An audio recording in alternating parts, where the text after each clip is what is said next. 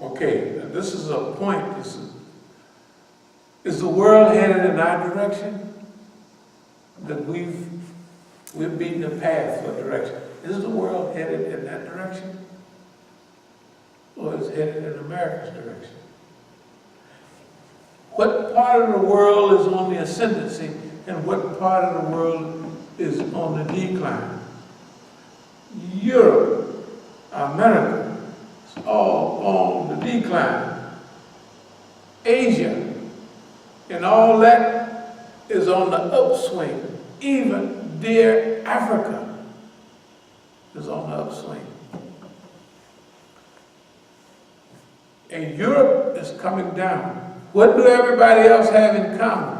The European messed with them at some time in the past. Everything is a wink in the eye. Yeah, you know the Americans, I know what you mean. Don't worry about it. And the lower the big boy goes down, the braver and louder the brothers in the world are going to get. But we're here to rescue America. Yes, we are. That's what the mission is. We read it all. We're here to rescue America. We're here. Do not take love and well-wishing, optimism and hope and all of that as an impossible dream. That's our dream. That's our vision of the future. You know why? We've examined everything else. Most of it we've tried. We've tried acquiring money and power through gangsterism. We've studied socialism and communism and all of those isms. This is the way we're already comfortable with. We don't want to force it on nobody, but when we deal with people, we're going to deal with them as quality, clear-cut human beings, including you. We don't have no expectations of you. I'm talking about Oakland now. I don't know what you're going to do. All we know is what we're going to do. So knock yourself out. Knock yourself out. Okay. So, Sabiqun Liberation Movement, National Islamic Liberation of Oakland. Here I have Oakland, Azad, East Oakland, Azad. One point I want to make, as I've said many times, Stalingrad to Oakland.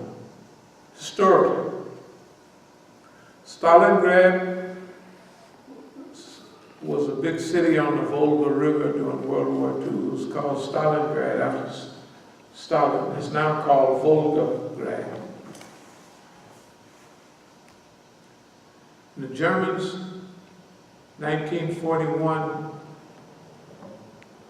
went into Operation Barbarossa. It was called one of the best military operations in history.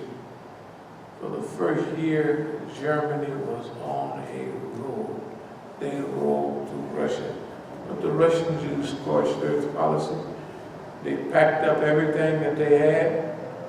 Remember, Russia is 8 times as so they moved everything back, and they burned everything so that you got to bring everything with you. You're not going to get any wheat. You're not going to get any corn. You're not going to get anything. That's scorched earth policy. Then the historical Russian winter came in. Because they were close to Moscow, you could see it. They got into Stalingrad, but everything that was of benefit to the German army turned into an obstacle. The Air Force bombed Stalingrad so well that the tanks that performed so well out on in the steeps, as they call it, out on that great Russian plain, they performed so well, but when the bombers had bombed the city, a tank couldn't just run down the street. It had to stop, go around, and couldn't go anywhere. As soon as they slow down, they hit them with an anti-tank gun. Then they start sniping.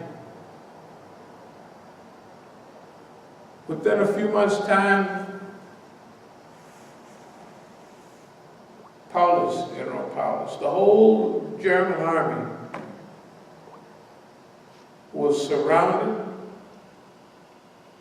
and cut off, and out of the 90-something thousand or 300,000 Germans that surrendered, 6,000 of them got back home after the war.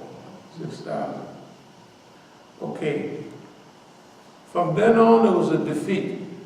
What I mean is, 5 out of 6 Russians killed was killed by Germans, not by Americans. But if you watched The Longest Day in the American films, you would think the Russians really took care of business in Europe, right? No, they didn't. The Russians set that up. That's why the Russians kept part of Germany, Poland, everything that they took, they kept. They said, no, we're keeping this. That's why it later became the Iron Curtain. Okay. Stalingrad to Oakland, everything. The battery just kept, it won't, it don't go up. It drank all the juice. Oh, okay. Yeah, it was too low, I guess, for right. it to continue to recharge. Well, that's all right. So they got part of it. Yeah. Okay. Yeah, they got some. I mean, it's gonna go on there anyway. Yeah, it's gonna go on. Yeah. All right. We'll wrap it up in a minute anyway. Here's where we are, what we are. Oakland was a Stalingrad of the Islamic movement in the late 2000s. We pulled the whole FBI, CIA, and SA, all of them. Y'all were perfect examples. You showed the world that you're police. Nobody has to call y'all a bunch of police. You showed it. Created their own wanted poster. Yeah, you guys are, everybody know who you are. You the one put up the things, all these videos and what have you at first. You thought that, okay, we'll provoke Imam Musa, and he was Big Hank. They'll say, the government provoked. Y'all used 2 cases that don't apply to me. One was Yahya Abdul-Karim. Yahya Abdul-Karim. He's the head of the Dar al-Islam movement. When Sheikh Jelani came over here, the groundwork was already set. The story they told me about how the Dar al-Islam movement was broken up, I never believed it. Al-Amin from Brooklyn, Abdul-Latif Al-Amin told me the story. I never believed it. Never believed one word of what he said. What happened was this. The people didn't just leave Yahya Abdul-Karim and just go with Jelani because he was smarter, sharper, and all that. No. The people in the Dar that left was already the police. He didn't know it because he didn't have enough. I don't want to talk about the brother. He hadn't been through enough. You guys underestimate South America, Africa, the Middle East, everywhere. And you come home with no smoke on you and scratches. You underestimate what you have to be. The police can't make you smart. Like Mukhtar, if you a dummy, if he bring you a lot of people to help you, you're a dummy with a lot of people to help you. You're a dummy. And you remember I told you in Khadijah, I'm going to help y'all. I'm going to help you because y'all are pitiful. You pitiful people. You dumb, you let them yellow, curly-headed niggas use y'all and give you an inferiority complex. And they told you, you need to go back to school. That's what killed your brain, the school. Hey man, the school.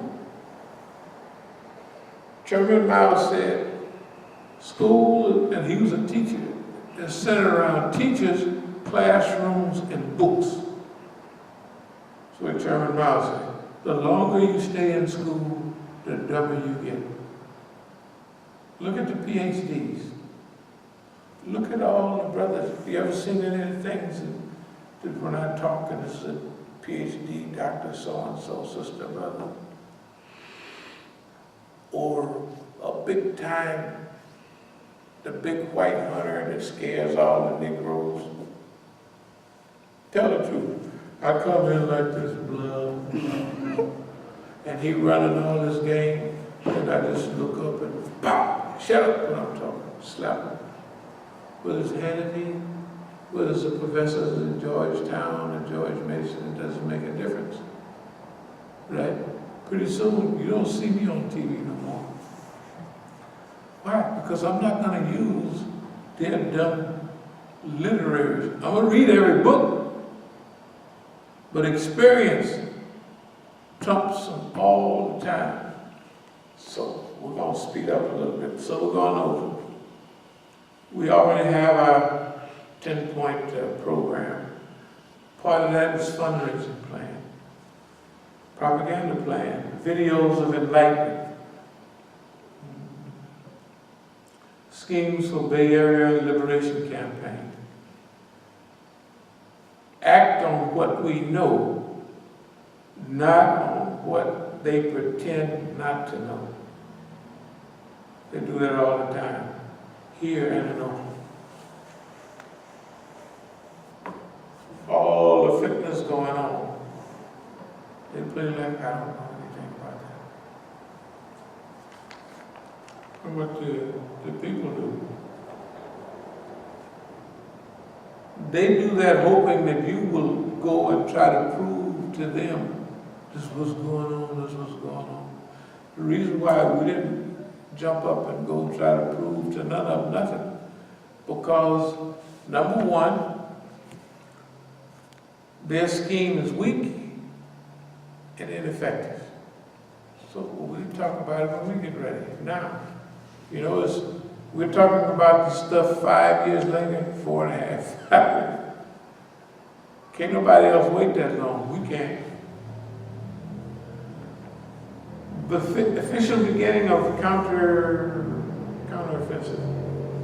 Educate masses on the historical period in which we're living. Oakland plays a big part in the black movement. Oakland is playing a pivotal part in the Islamic movement.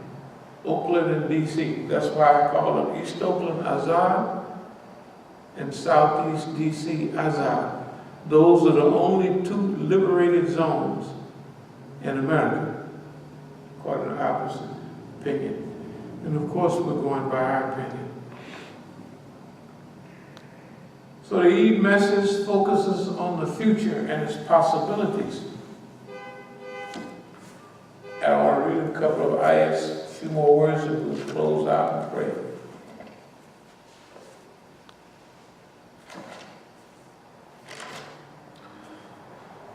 Bismillahirrahmanirrahim. Kulna ya naru kuni bardan wassalaman ala Ibrahim.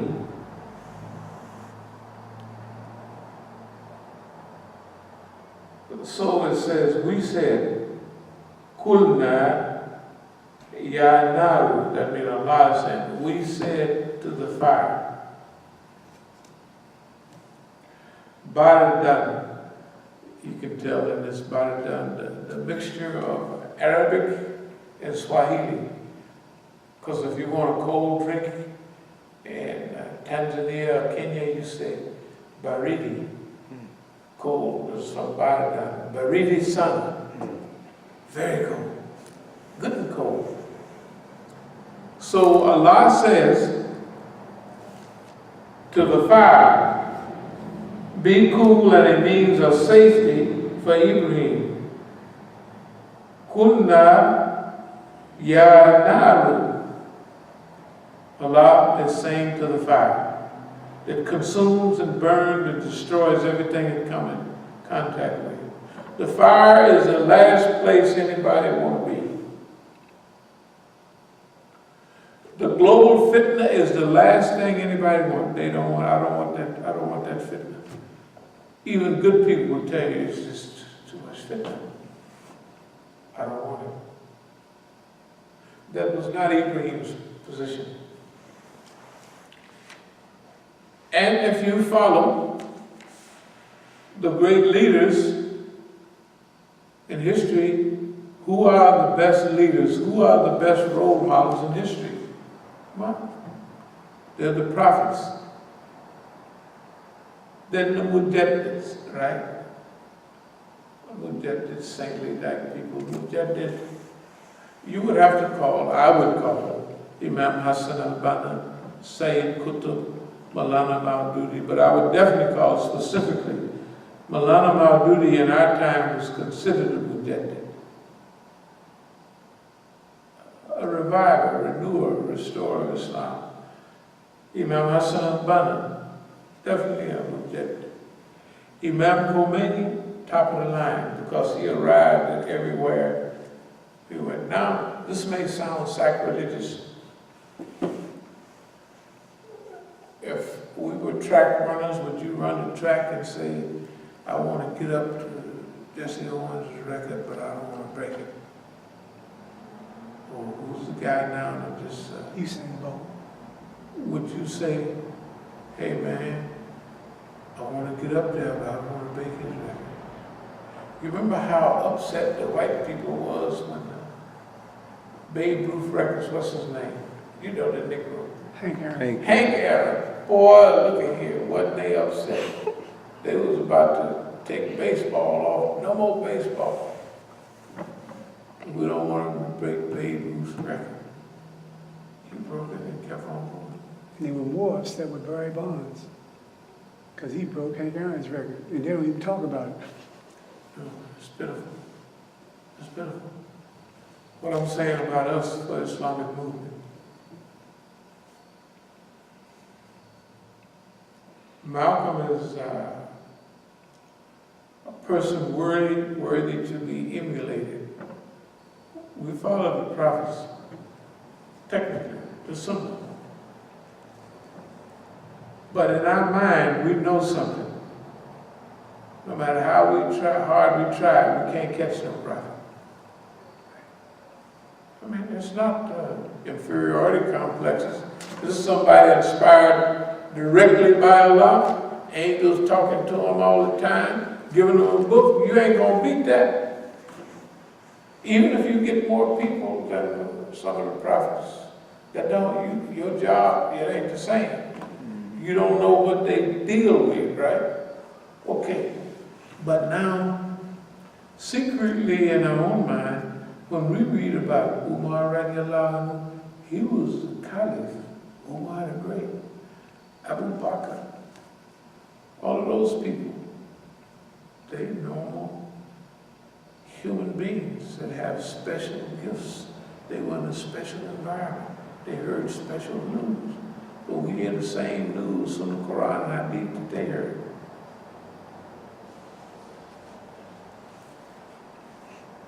So, I don't know what other, my goal is to catch Imam Khomeini. You know why?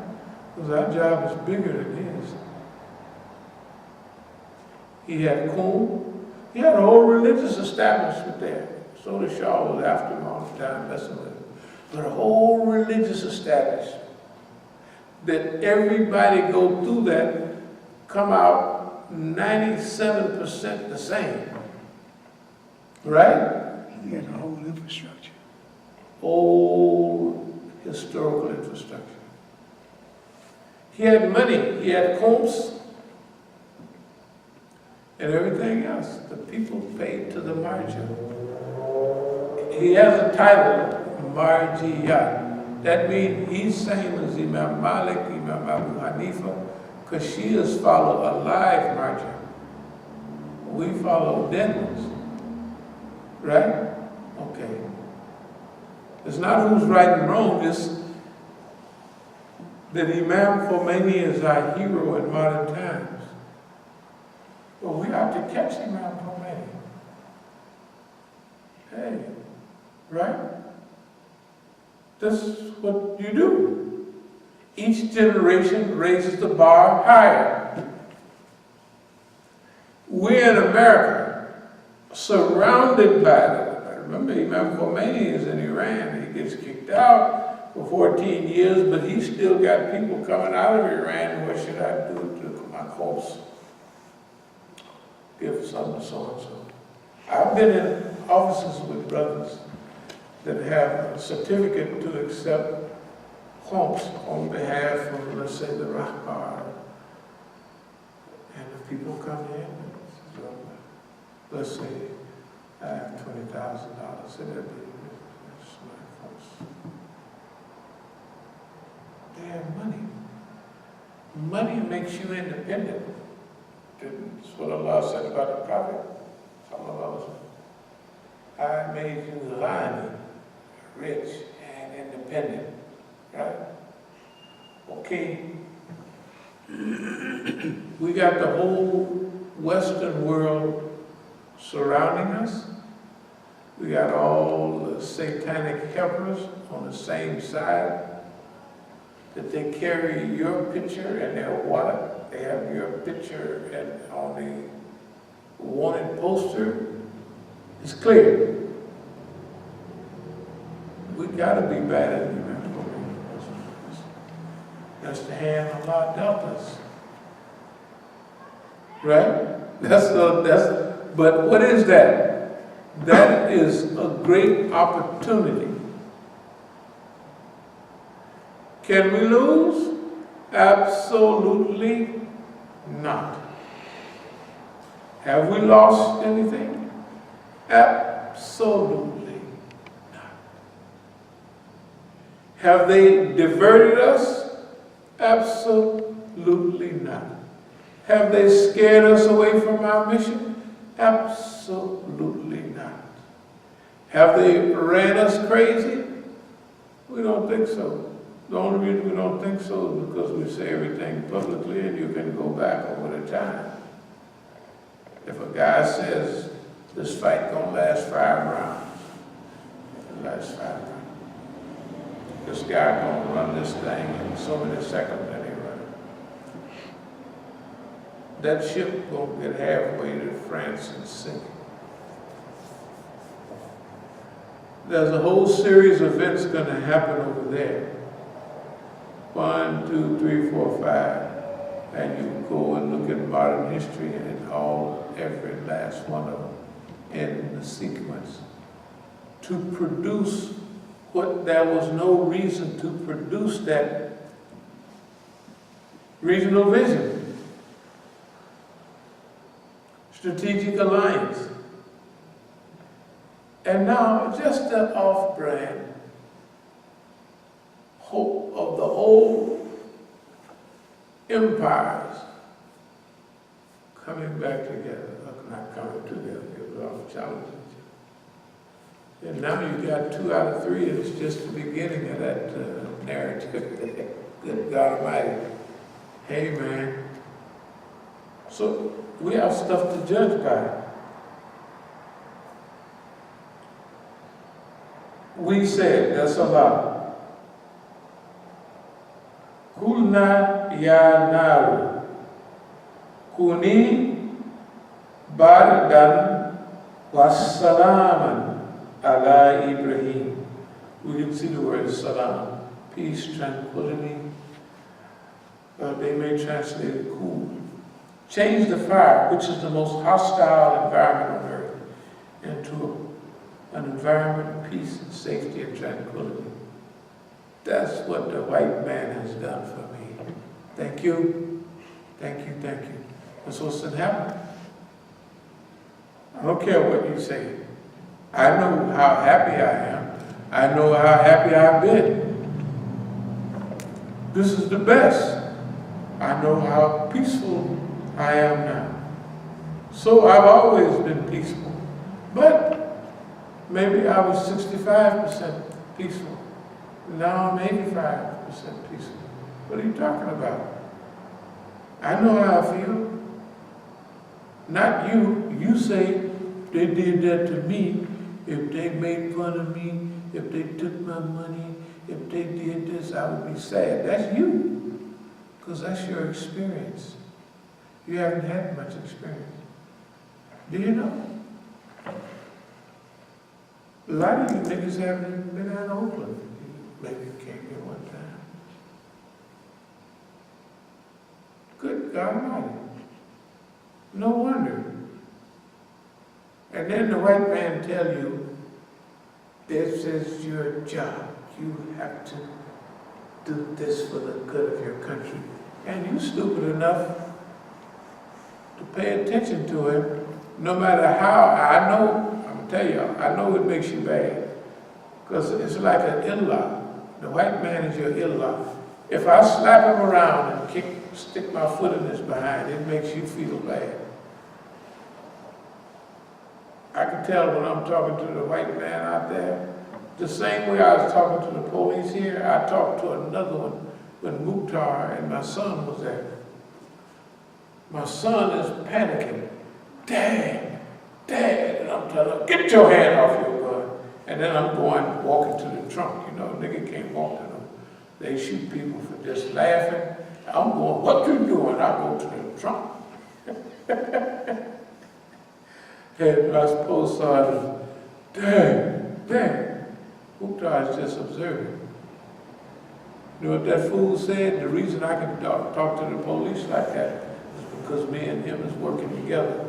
That police was so mad they turned red, and then they have to call, and then because he's on the cell phone, and NSA is telling him, do not respond. And the police is pacing back and forth. The sergeant, I want to shoot that nigga. You can't do it. He said that he and the police are working together. No, he said the reason I could talk to the police, like the way I talk to the police. That you and the police are working together. Yeah, that I'm on their team, and so they make I can look tough. What happened outside, that was me and the police working together. You know, we arranged that. That wasn't possible. Oh, it's not only it's not possible, but see, remember, they believe in skeletons in the closet. Supposing you ain't got no skeletons. I'm not saying I'm a saint or anything, but for the last, I didn't get here easy.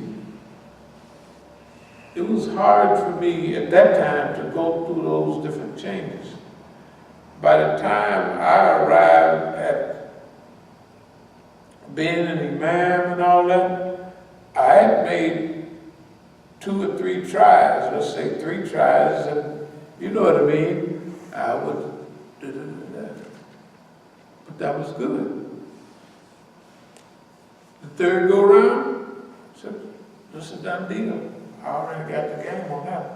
After that, when I come home, I ain't had no trouble. Since they don't make no difference what they did. Because I've already seen that.